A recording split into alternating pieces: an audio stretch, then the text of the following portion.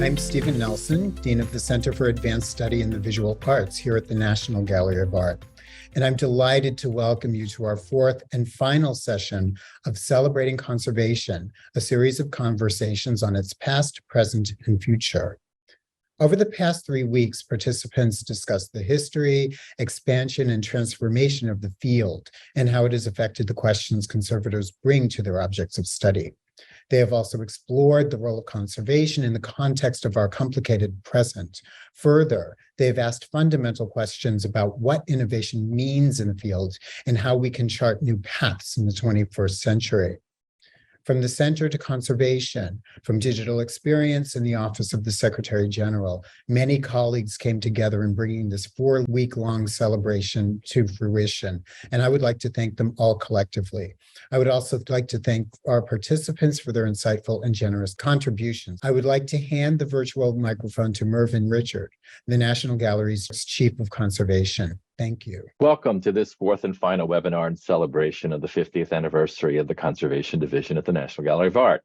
As many of you know, this year also marks the 50th anniversary of the incorporation of the American Institute of Conservation. 1972 was a good year. This excellent webinar series would not have been possible without the support of our director, Kaywin Feldman, and Carmen Ramos, the Chief Curator and Conservation Officer here at the National Gallery.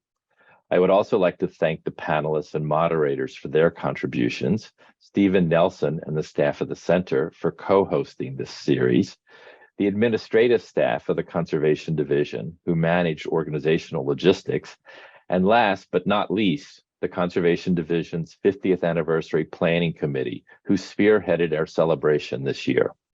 The Planning Committee members include Michelle Ficini, Barbara Berry, Judy Ozoni, Sarah Wagner, Sue Ann Chu, Elizabeth Walmsley, and Julia Burke. Thank you, team.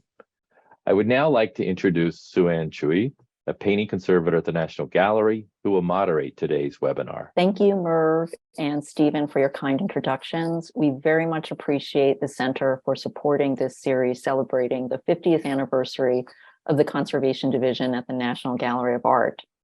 I'm very pleased to welcome you all to our virtual space and our 3 distinguished guests to this final panel discussion in the series, which today focuses on what our future holds, preservation for all. Pamela Hatchfield is the project coordinator for Held in Trust, a collaboration between the Foundation for Advancement in Conservation and the National Endowment for the Humanities, and head of Objects Conservation Emerita at the Museum of Fine Arts, Boston. Sanchita Balachandran is the Associate Director and Conservator of the Johns Hopkins Archaeological Museum and a Senior Lecturer in the Department of Near Eastern Studies at Johns Hopkins University. And Isabel Rivera Collazo is the Director of the Scripps Center for Marine Archaeology and Associate Professor at the Scripps Institution of Oceanography in the Department of Anthropology at the University of California, San Diego. Welcome, Pam, Sanchita, and Isabel, and many thanks for being part of our celebration. Before we start the main part of our program, I would like to remind our audience that our speakers' pre-recorded presentations are available to the National Gallery's YouTube channel, and that a recording of today's discussion will be added soon after. To begin our program, Sanchita, you introduced us to tuna, not the fish, but the acronym for turbulence, uncertainty, novelty, and ambiguity, TUNA, tuna. You pointed out that we currently find ourselves in a very challenging tuna environment due to multiple factors. We're still dealing with the pandemic, which has exacerbated the mental health crisis, armed conflicts, and not just the war in Ukraine, racial and gender injustices, just to name a few. One of the biggest, if not the biggest challenge that has been mentioned in all of the previous panels that affects every living being on this planet is climate change. Just last week, art and art conservation groups held the first International Climate Control Conference to address sustainability of collections environments. And before that, there was COP27, an abbreviation for the 27th Conference of Parties to the United Nations Framework Convention on Climate Change, that concluded last month with the major outcome of establishing a loss and damage fund where wealthier nations will pay developing countries for damage caused by climate change. Our own government, through the Interior Department, announced last week it will distribute $75 million to 3 tribes, 2 in Alaska and 1 in Washington State, to move their communities to higher ground because of the impending threats of climate change. Going back to COP27 in the Sharm el-Sheikh implementation plan, Article 6 specifically addresses loss and damage, and I loosely quote, notes with grave concern the growing gravity, scope, and frequency in all regions of loss and damage associated with the adverse effects of climate change, amongst other things, forced displacement and impacts on cultural heritage. The inclusion of cultural heritage in the language surprised me, but this was not a surprise to you, Isabel. Could you give us a little background as to how that came about? The conversation has a long history of efforts from conservationists, historians, cultural heritage practitioners, archaeologists that have gone out of their way to be present in places where these conversations are happening, such as COP. This is not a place that normally you would expect to see an archaeologist or a historian or a conservator, but we have been there. And there is an organization called the Climate Heritage Network.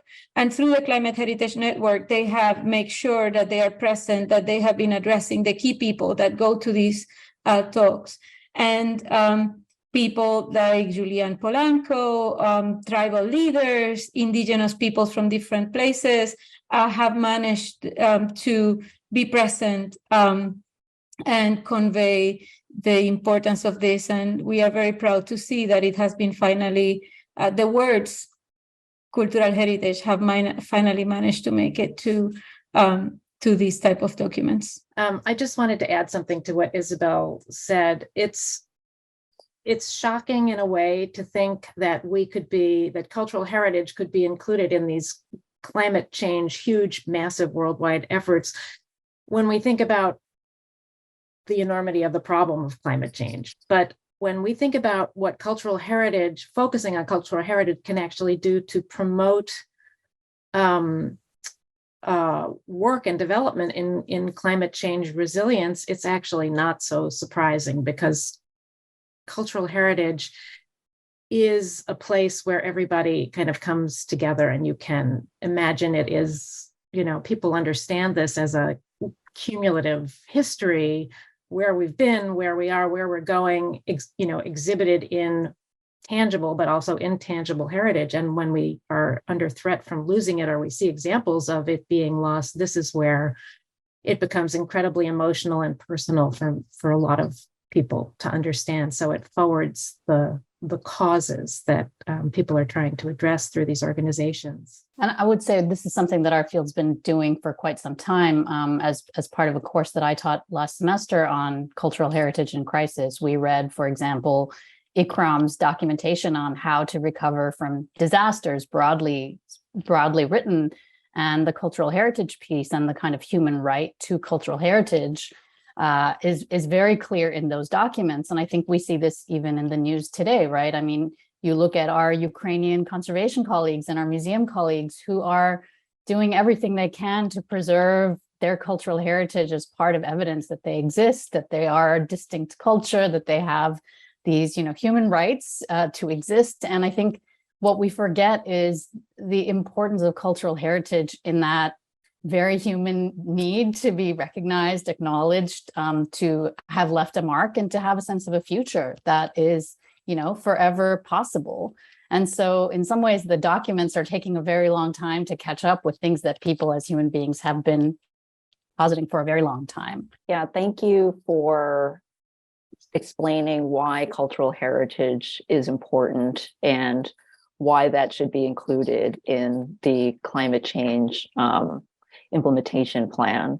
Go back for a second to something that Jane Klinger showed in her presentation, which I found so compelling, was this little, very modest household rooster in Ukraine. I can't remember which city, I'm sorry, but it basically the whole structure had been completely demolished, and yet there's this little rooster, which is a symbol of great importance to the Ukrainians, and here it is, blackened and but intact, as a symbol of resilience in their struggle to survive this onslaught from Russia. And so I think it's a perfect example of exactly what we're talking about. These material things are important and give us a sense of identity and place. Following up on those remarks, Pamela, we forget the discourse of when the discourse of climate change is focused on carbon dioxide in the atmosphere, or sea level rise, or rain, or warmer or colder temperatures. That discourse forgets that it is people, the ones that are going through this are people, the ones that are being relocated, like these tribes that you mentioned, Suan, earlier, and all the others that have already been relocated. It's people, the ones that are losing their houses. So when we are talking about surviving climate change, that the definition of that has to go back to the people who are suffering the impacts of climate change. And so far, up to this document in COP, it had been missing. The part of people, the perspectives, the local perspectives of what does climate change mean had been missing. There are many efforts that have several decades of efforts trying to highlight that importance. In the US, the work that National Park Service did on climate change and cultural heritage is a good example that came out about almost 10 years ago. And the fact that we finally can start to bring that into the conversation. There is still a lot more work to do, though. And I think to follow up on that, the fact that we have these kind of international statements being made, and also national documentation, which we know has been produced for decades, and yet nothing decisive or that feels decisive has happened, is very much evidence of the fact that there are certain decision makers who are not immediately impacted and therefore can sit on these kinds of decisions. And then there are other people for whom this is already an issue that has completely transformed their way of life. And so I think when we're thinking about the ways in which cultural heritage is impacted, for me, the question is always, whose cultural heritage is considered important enough that it's impacted and therefore is seen as a loss? Because I think one of the real challenges that some of these climate activists are throwing at us now is that they're throwing things at things that are designated as important, right? Important paintings, famous objects in important collections. But that is only one form of cultural heritage that someone has decided is worth preserving. So I think we always have to think about the fact that these losses have been ongoing for a very long time, and the fact that decision makers could sort of sit back and say, well, it's not really affecting us. I think this idea that we're all in it together is a convenient thing to say, but in fact, it's clearly not being recognized as impacting all of us yet.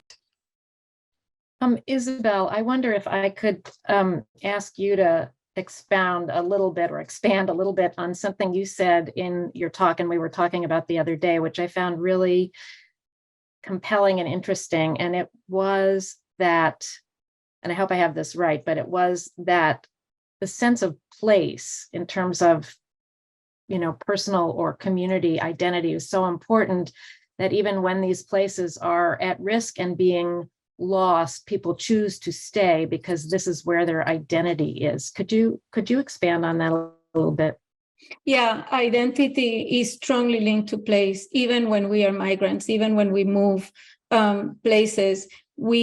Part of who we are, part of our topics of comfort include food, include smells, include landscape, when we talk about cultural heritage, from And I would say, in my training in archaeology, my cultural heritage training was material culture, elements of artifacts and stratigraphy and remains that are in the land. But when you talk and when we engage the concept of identity, it goes way beyond that.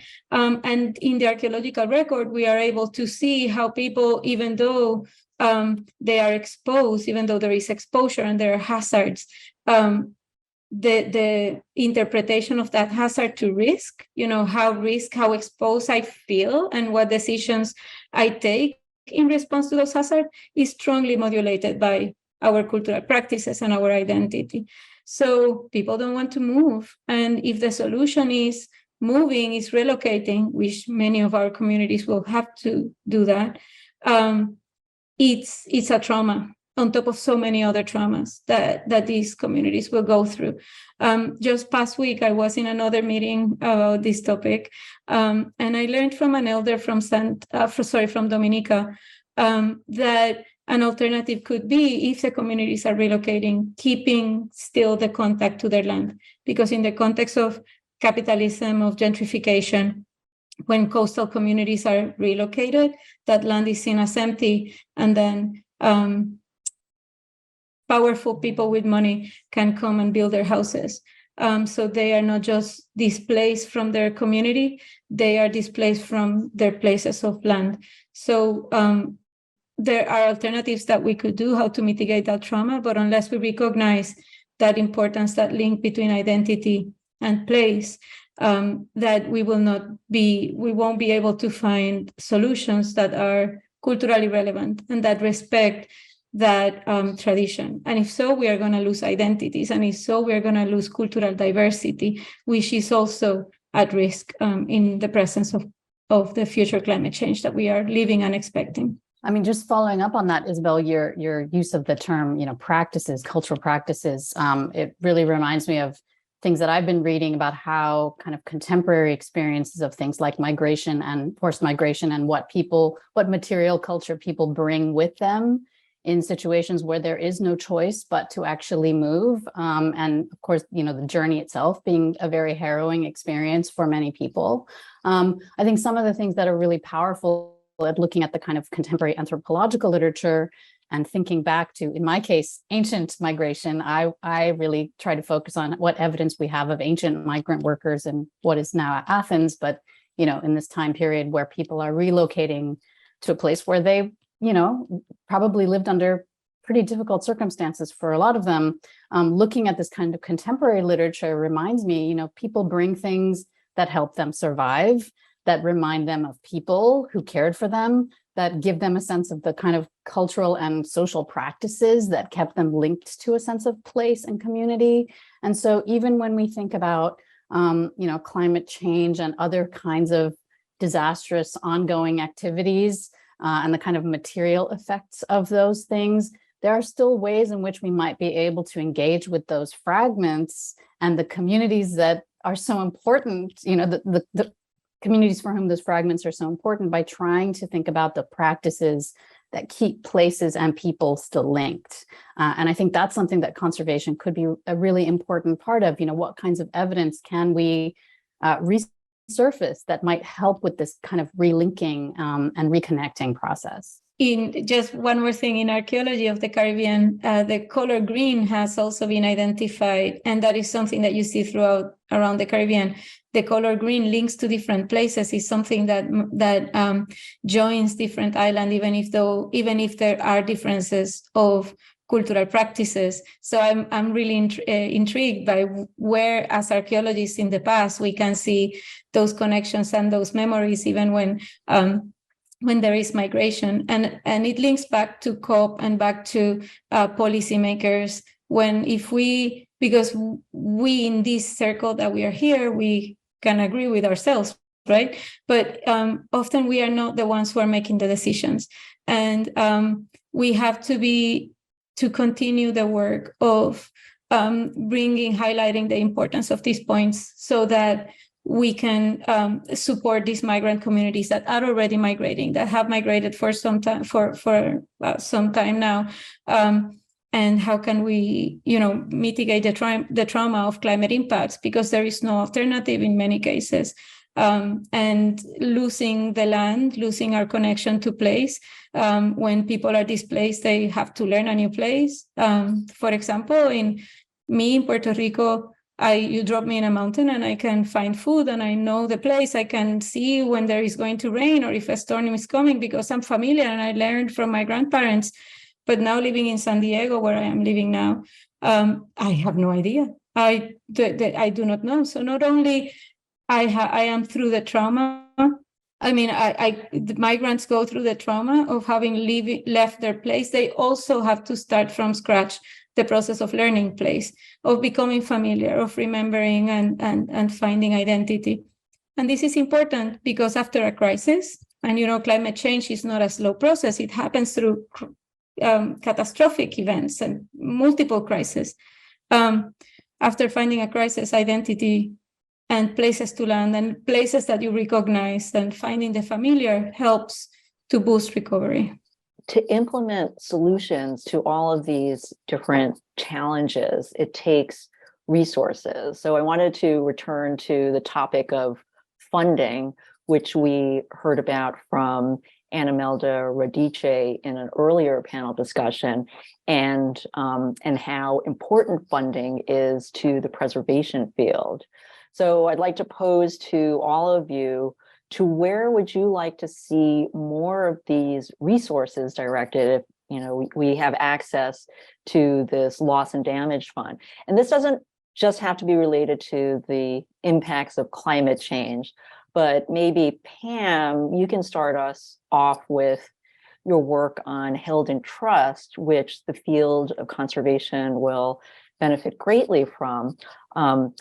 As you've been compiling recommendations, what are conservators asking for in terms of support for their missions, and how do we also support their well-being to perform this work? And I know that you've already received supplemental funding for the issue of climate change. So could you start us off, Pam? Held in Trust is really a project designed to take a look backwards and at the present and forward to understand where we are, where we're going, and where we need to go and how we might get there. It doesn't, under the constraints of the grant from the NEH, really allow us to do a lot of these kinds of projects, but it allows us to plant the seeds for a lot of different initiatives. And so these study groups that we have on the steering committee, all of the areas of study that were considered so important, each have come up with a variety of different scenarios and solutions and ideas for moving forward. But the one that we really felt we could not wait on was the Climate Resilience for Cultural Heritage project, which has now been funded by the NEH as a supplement to Held in Trust. And it is going to go on for a couple of years. And we're developing this mapping tool, which is going to combine a lot of maps from all over the place so that individual cultural heritage sites can pinpoint their area, their level of risk, the type of risk and the intensity of risk, and also the future risk, so that they can begin to plan for the future. It's also going to have tools to resources so that they can understand how to do these kinds of things. And then we're developing 2 pilot projects, communities of practice, we're calling them, in different parts of the US and its territories, so that people can understand how these are going to be applied. So this is one example of a project that has already received funding. And I feel like government agencies and many other, public-private partnerships are possible, that people are primed, organizations are primed to do something right now. We have to provide the initiative, the ideas, and the inspiration. And so Held in Trust is trying to do exactly that, but there are going to have to be many other people, areas, organizations that will have to, and communities that will have to come together, be inspired, and hopefully from the government level on down to the individual level, people will feel energized and inspired to move forward, because partly this is about not feeling so overwhelmed by the imminent disaster that we face and trying to do something at any level. But I also want to say, I was very excited at the end of September to hear that President Biden had signed a executive order, I think they're called executive orders, to reinstate the President's Committee on the Arts and Humanities. And this, coupled with the Justice 40 initiative of the Biden administration, is really amazing, because if you don't know what the Justice 40 initiative is, it is intended to advance environmental justice and economic opportunity for historically underserved communities and places. And they're going to be working, or they are working, with states and local communities. So it's really in the minds of the communities what can be done. But 40% of the money that is available for environmental initiatives is going to, at least 40% is going to these underserved communities. And I find that completely inspiring. And as I said before, cultural heritage is one of the main places where people can all get together and share some understanding of each other and what's important and why, and develop a sense of community. So I find those kinds of initiatives really inspiring. I mean, in terms of the profession itself, I feel like we are in such a moment of kerfuffle, if I can use that word, and change and transformation, as Sanchita brought up tuna so eloquently. This is where we are. But in those moments, there is an opportunity for tremendous creativity and inspiration, which I believe will, move us forward in a good direction. Also, there is nothing like urgent necessity to get us moving and out of our seats and move us to action. Can I just say, I think one of the real challenges of this moment is, we're going to need help from everyone, and we're going to need everyone's input and, commitment, and a long-term commitment that doesn't fit conveniently into funding cycles, because in 3 years, 5 years, is it going to be that much different? And I think trying to build a sense of a long-term commitment to seeing something through that you may not actually see the benefit of. This is one of, for me, the real challenges of any of the many crises that we are working with and that are overlapping and disproportionately affecting certain groups over others. And I think the big resource question for me is, resources are available and they have been allocated in very particular ways, right? Historically, we can see this. And I think for institutions and museums in particular who have received a lot of these resources, right, it's going to be something that is quite uncomfortable to recognize that some things have to be given up. And I think the places where we find the greatest challenges, I think, to us as a conservation community and perhaps a museum and cultural heritage community, is that there are certain ways in which our kind of regular habits and what we see as professional practice actually are kind of counterintuitive to these things that we say are important to us, like mitigating climate change. So, I'm just thinking about the kind of day-to-day habits that we take for granted, right? The next exhibition, the next mega exhibition that's going to require flying things all over the place or throwing away all the things we just made for this 3-month thing, or thinking about even how we think about our climate control, right? When the rest of the world is completely out of control in terms of its climate, this kind of fantasy that we've created that we can keep things safe in this little box, we have to really quite uncomfortably rethink to what extent this is sustainable or even necessary, and what is the goal ultimately, right, of all of this resource and care. And this is going to be very difficult for us because we have spent a lot of time kind of building up to this. And there's a kind of trust issue where people will say, but you told us this is what we needed, how can you change things? And so we also have to do that kind of trust building work of saying, yes, this is what we came up with, and here's how we think we have to actually change some of these ideas because our commitments are different. Adding on to that, I think that quote that Sanchita brings of questioning our way of practice in our discipline also has to go to thinking where the money is going to go. There is going to be a lot of funding, and if if it is the academics or the administration level, the ones that are taking the decisions, we might be prioritizing our own perspective of what heritage means, but we need to be better at including the local voices of what they would like to be preserved and how do they want this process to occur. So having said that, we also have to remember that many of these communities and groups are under the burden of very severe crisis. So they are not just going through the process of losing their land or losing their homes, but what a colleague, Jennifer Santiago, says, a series of compounding crises. So they just went through a hurricane or through a flooding, and they lost their house, and they are living in impoverished conditions, and they are having issues of food security, living in food deserts, and their parents have issues with health insurance, or all these things that are happening at the same time.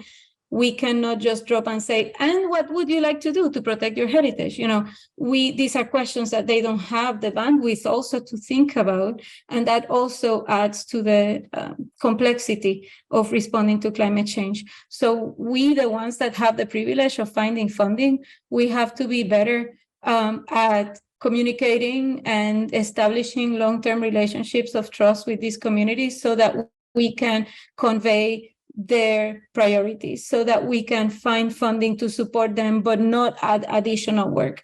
We have to be better at defining and implementing co-production of knowledge, not just bringing solutions to communities when we do not know if that is what they want, imposing projects on communities when we do not know if there are going to be long-term solutions.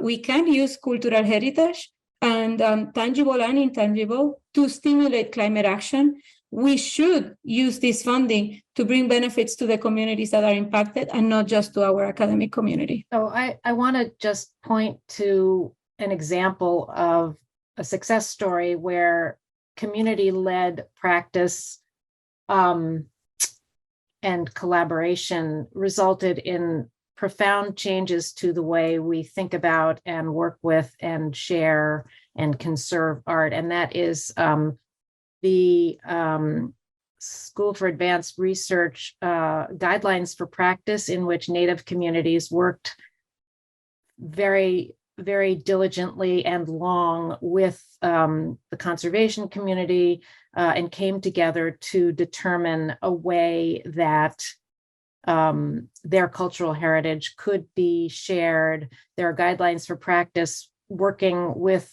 from the Native American side, and then reverse museums, how to work with communities, Native communities. And I feel like, through the work on Held in Trust, I begin to feel like this is really a model for how we need to think about our practice in the future. And yes, we are in a period of tremendous disorganization and upheaval from the ground up in conservation and preservation. What is a conservator? How are we trained?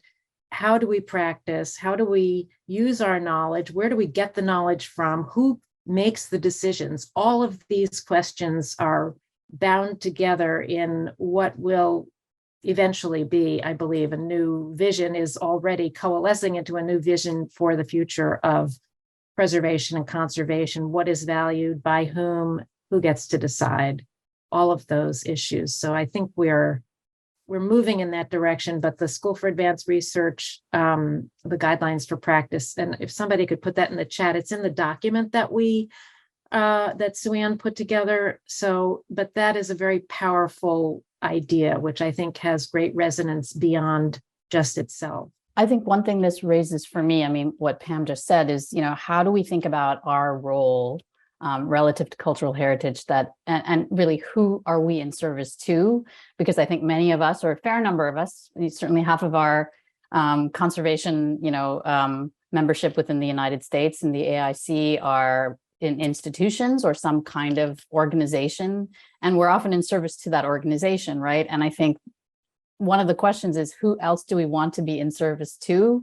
If we're really thinking about different communities who have cultural heritage needs, then we need to think about what it takes then to engage on their terms rather than imposing our understandings of what cultural heritage is in our own frameworks. And I don't think we've been very good about that.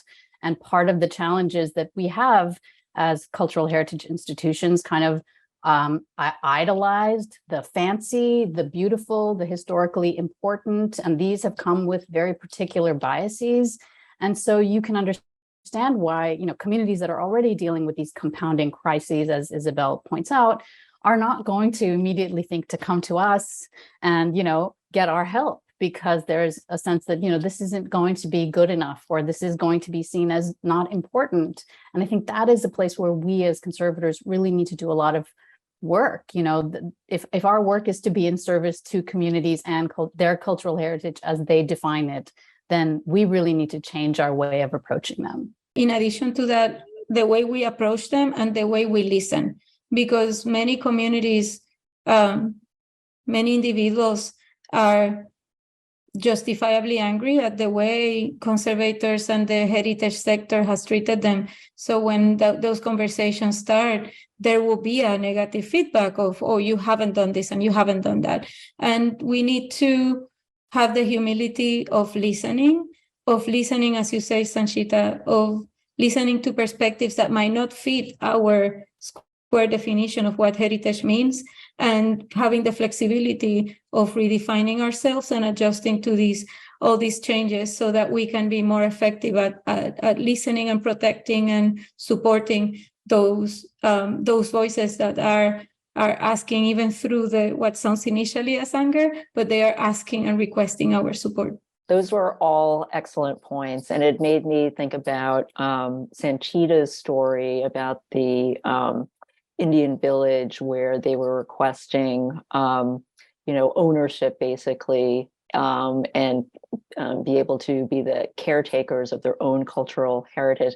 And I just wondered, what was the outcome of that story? Were they able to regain possession and control of their own cultural heritage? So Suan's describing one of the stories that I tried to pull out from my own research, which is looking at the history of conservation in southern India, and a series of petitions, about 50 of them, that exist in the British colonial era, where practitioners, primarily Hindu practitioners, but also Buddhist practitioners, are basically asking for their religious icons to be returned to their community so that they can be worshipped and cared for in their own spaces, in their own kind of architectural environments, and of course their sort of spiritual environments.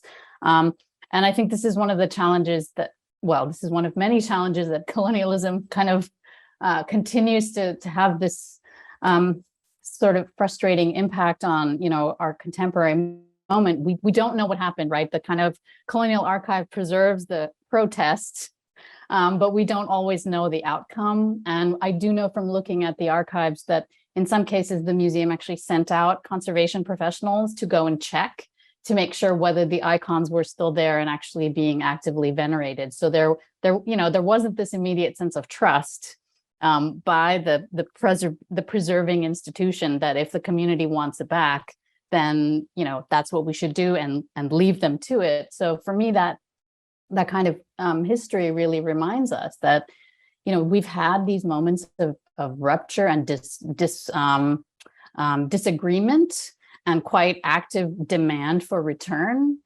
This is part of our history. And so we should not see this as something new that is kind of interrupting our current work, but rather it's something that we need to engage with, knowing that we have this very long history of it. And we've done it badly in the past in some instances, but there are, of course, also interesting stories and good stories that come out of the archive.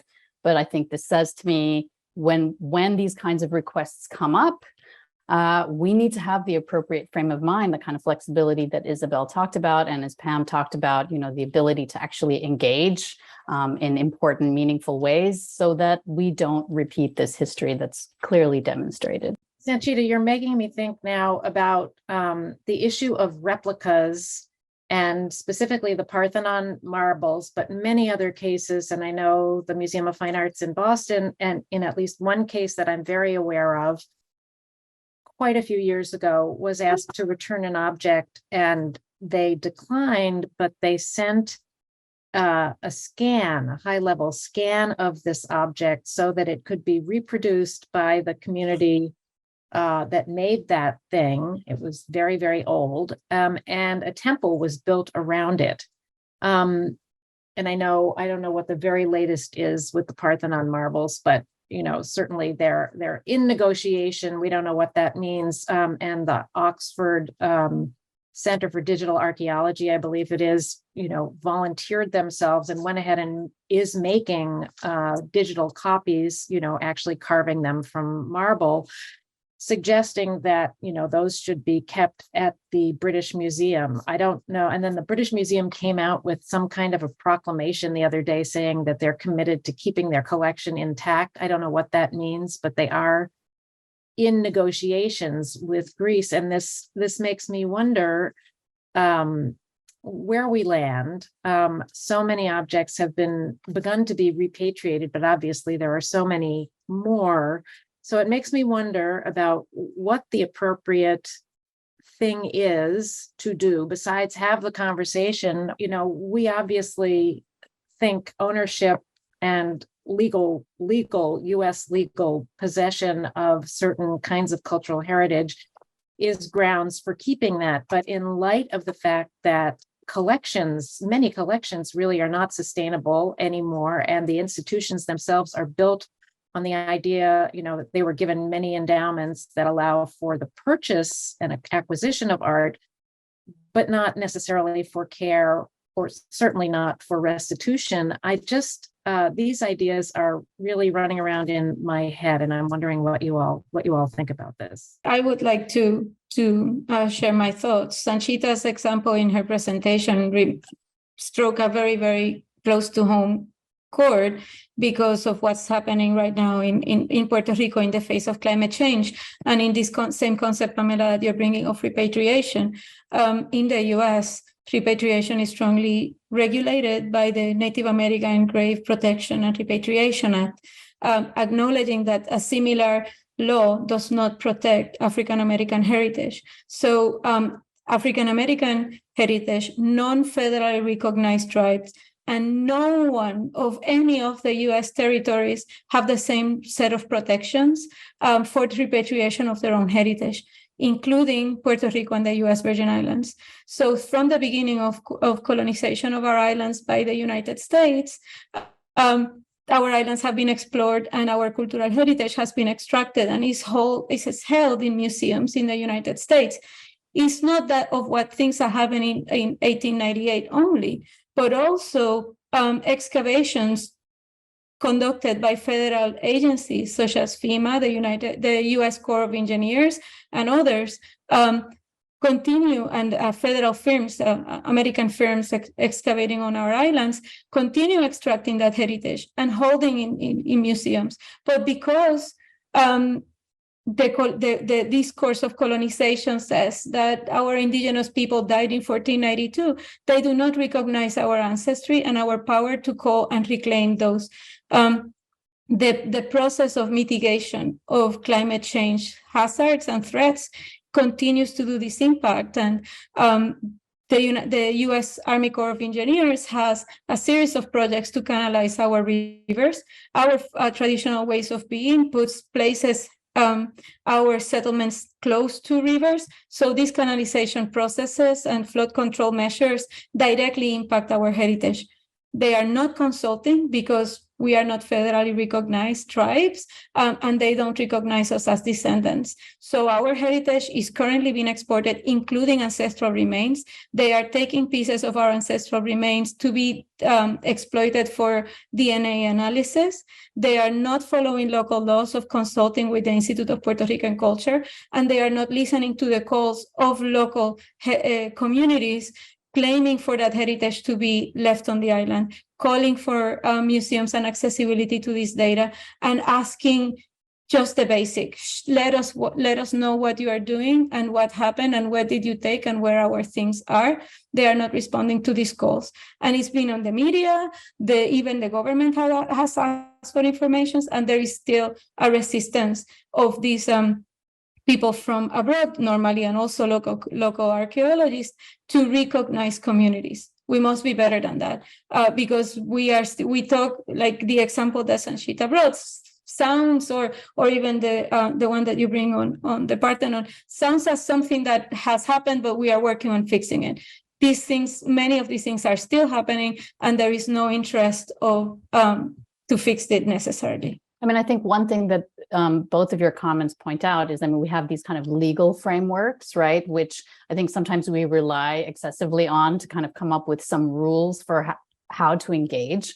But there are legal frameworks that are set in particular cultural and political contexts and ignore other ways of, you know, again, organizing societies and appropriate ethics for how to behave.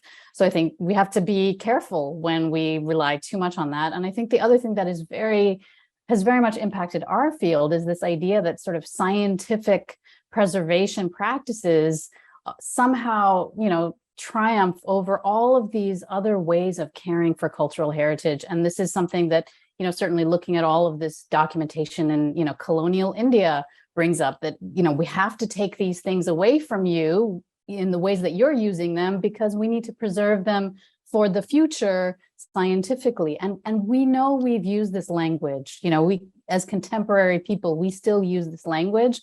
And I think it's really important for us to think about then what kind of value does that place on other knowledge systems that people have and are constantly kind of using and are calling back the, you know, long passed on knowledge of, you know, many generations of ancestors, and also lived experience. So I think, again, as conservators, we really have to be having these difficult conversations of, okay, how do we actually do the kind of ethical work we hope to do? And what do we have to then question as kind of normalized practice? You know, this is so complicated, and it's a generational change that's going to happen, because we were not trained to think like this, to work like this. And really, this is foundational work in the field that has to start at the graduate, or in some cases, the undergraduate level. We are kind of awash. We know, we have an idea now of what we need to do, what the appropriate and right way is, but we don't really know how to get there. We have some thoughts about it, but, you know, we have this ingrained, and if I can use the word, colonialist kind of training. And I was really struck by Sun Kai's presentation, in which he kind of focused on the humanist or humanistic aspect of this work, and bringing that kind of thinking into our very scientific and material-oriented practice. And I really feel that it is a generational change in the field. It's not going to be able to happen very quickly for us. And Sanchita, you're in some way on the, well, both of you, Isabel and Sanchita, are on the front lines teaching. And I'd love to know what your, even though not in conservation training programs, I'd love to know what your thoughts are about that.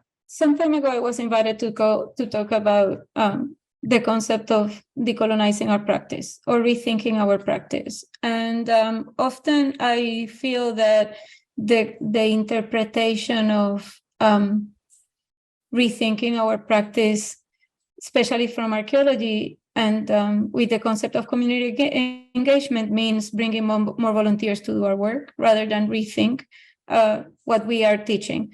And I think that while, yes, we have been trained in this colonial mindset that you mentioned, Pamela, in order to train the next generation, we have to question our own frame of mind and think, well, yes, I learned that this is the way of doing things, but is it? And if it's not, then what it should be? What voices I am repeating? Who am I citing? Who am I teaching my students? What are my students reading? Is what I learned the right way of doing it? And if it's not, then what it should be? And be brave enough to teach that to our students and accept critique and strive to be better. Is, as you said, is we are at the beginning. We are defining what it should be. And it means that we will make mistakes, but we should be humble enough to learn that was a mistake and next time I'll do better. And we must question who we are citing. We must question who our students reading, so that for them, their training process is another thing. Their basic, their standard is a new level that we didn't have, but we have to create that opportunity for our students. Yeah, I would agree. I mean, I think the biggest challenge for me is acknowledging the ways in which, in some ways, my training was very limited, and really reading outside of our field, because our field, again, is quite limited in terms of who we cite and what we see as valuable, and really what are our methodologies, right? How do we actually do the work that we do?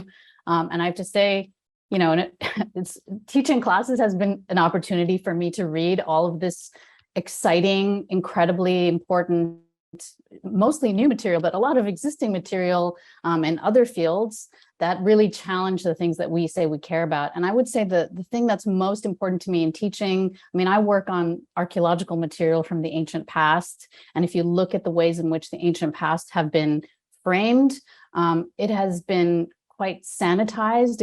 And I specifically look at places around the ancient Mediterranean, and is unfortunately deeply intertwined with, you know, claims about white supremacist visions of what the ancient world really was like. And so for me, the most important thing that I can do is to search, again, from my capacity as a conservator and a teacher, for evidence of that incredible diversity that existed, and that we can start to uncover or recover, maybe only a little bit, but to be able to say, we think this cultural heritage tells us something about ancient migration, or this tells us about ancient women, or perhaps people who had more complicated gender identities in the ancient past, which we know they did.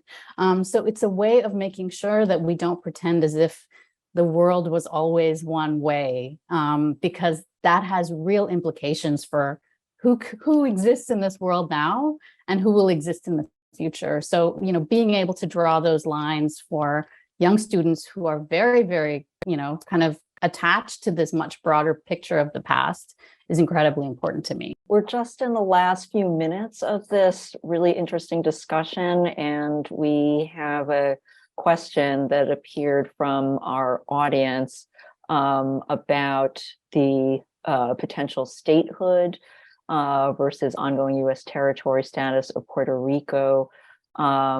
Isabel, do you know if incorporated in potential statehood language, there is something to address the protection of cultural heritage? Would statehood help or hurt, in your opinion? Sure. I was going to type an answer, but it's faster just to say it. There are 3 state or Commonwealth level laws that protect cultural heritage in Puerto Rico.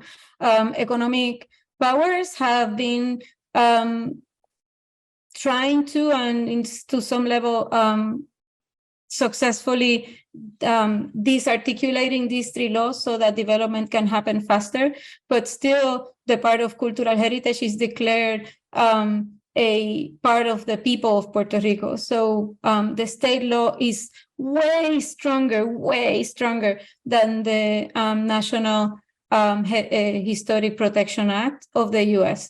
Because of that, I do not think that statehood will be better at protecting our own heritage, because we have a long history of racism and discrimination within the U.S. So actually might weaken our ability to protect our own heritage beyond what is already agreed upon in the laws. We have to be better at holding the Puerto Rican government accountable to following these laws and implementing them better, so that we can be better at protecting cultural heritage. But the issue that we have is that because the National Historic Preservation Act that creates SHPO is federal, these federal projects, because of issues with the State Historic Preservation Office, are not following the state laws. And that gap, that confusing relationship between Puerto Rico and the U.S. is setting our heritage at higher risk. Thank you, Isabel. Unfortunately, we have run out of time. And so I just want to wrap up our discussion, celebrating conservation, a series of conversations on its past, present, and future. Thank you so much, Pam, Sanchita, and Isabel, for this wonderful and stimulating conversation on the diversification and resilience of our field going forward. Our field is still evolving, and it's going to take as you mentioned before, bravery, humility, asking the right questions, and being more collaborative to really move forward in a way that we think is sustainable and responsible. I would also like to thank all of our speakers from the previous panels for their contributions to this celebration and to cultural heritage preservation. We hope that you have enjoyed and been inspired by the wide-ranging discussions in this series, from the foundations of the National Gallery's Conservation Division to the importance of collaboration and innovation to an expanded and inclusive future for all. While change is a constant in our lives, the things that have not changed, as previously noted by Debbie Hess-Norris, is the continuing passion and commitment of conservation and allied professionals to the stewardship of our cultural heritage for many generations to come. On behalf of my conservation colleagues, I would like to thank again Stephen Nelson and his staff at the Center for their generous support in co-sponsoring this event. We extend our deepest gratitude to our director, Kaywin Feldman, our Chief Curatorial and Conservation Officer, E. Carmen Ramos, and the Chief of Conservation, Mervyn Richard, for their leadership and support of the Conservation Division and this series. Additionally, we thank the members of the Conservation Division, in particular to our administrative staff, you know who you are, and to the staff in the production studio whose efforts have allowed us to make this series happen. We look forward to continuing these engaging conversations with you, and we look forward to the next 50 years of preservation and beyond for all. Cultural heritage, conservation, and preservation are ultimately about people. So I would like to leave you with this quote from Sanchita to close our celebration. As long as a tangible link exists between people and their past, there remains hope for a more just and dignified future. Thank you all for joining us today, and take care.